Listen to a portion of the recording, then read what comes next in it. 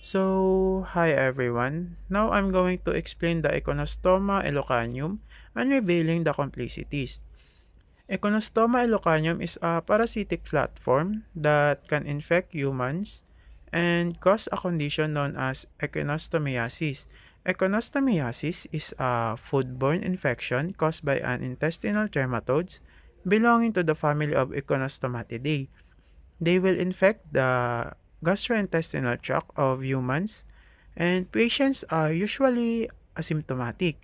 So, this presentation will explore the life cycle of the parasite, morphology, and epidemiology, and clinical aspects of this intriguing parasite.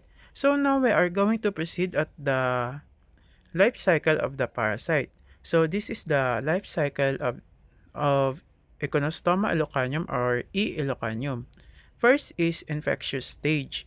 The infective stage of E. elocanum is the metacarcary, which insists in various freshwater snails and aquatic plants. Second is ingestion. Human and other definitive hosts ingest the metacarcary through consumption of undercooked aquatic plants and infective snails. So, lastly is maturation. In the human intestines, the metacarcary exists and develop into adult worms, which then produce eggs and excrete in the host feces. So now I'm going to back to this first slide so that I can explain the life cycle on how should it works. So first is an embryonated egg passed in feces. So this is full egg of the parasite. Next is embryonated eggs in the water. So this parasite is in the water and still developing. Next is Miracidia hatch from the egg and seek out snail host. So this parasite is already hatched and finding a host like snails, frogs. Next is Miracodium penetrates snail host. So this is the parasite enter the snail. Next is free swimming carcarae invade second intermediate host. So this enters the snail and frogs. So the possible host next is typical definitive host. So like ducks and rats. And we are going to proceed at the human intestines. First, the parasite go to the exist in duodenum and the parasite will grow in adult the parasite will grow in the small intestines. So that's the life cycle of the parasite works. So now we are going to proceed at the morphology of Elocanum.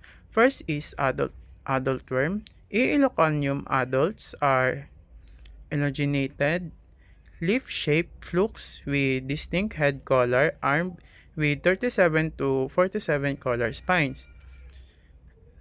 Next is eggs. The eggs of Elocanum are operculated ranging in size from 100 to 135 in length and 60 to 90 in width.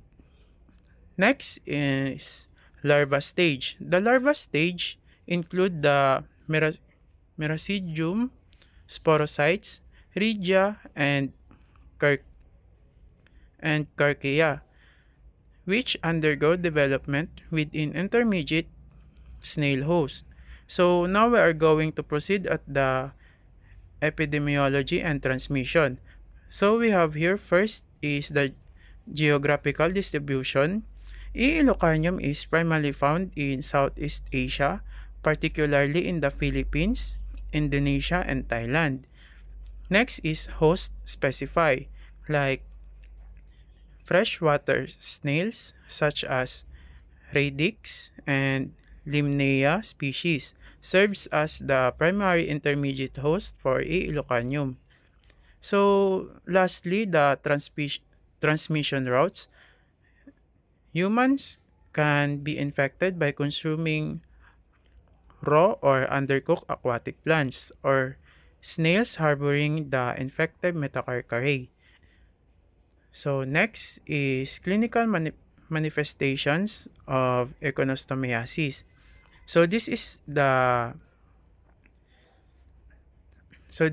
symptoms of echonostomiasis. First is intestinal infection.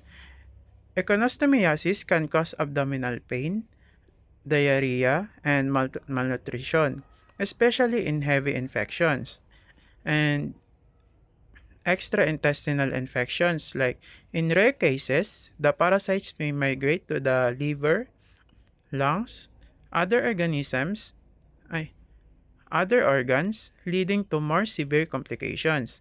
And like I said, some patients are usually asymptomatic.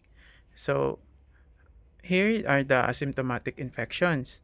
Many individuals with E. ilocanium infection may remain asymptomatic, especially in light or moderate infections. And lastly, the risk factor. So we have here is poor hygiene, consumption of raw or undercooked aquatic plants, and living in endemic areas are key risk factors. So having poor hygiene and eating raw food and undercooked aquatic plants can get you in the risk factors of having this echonostomiasis. Next is diagnosis of E. ilocanium infection. So first is stool examination.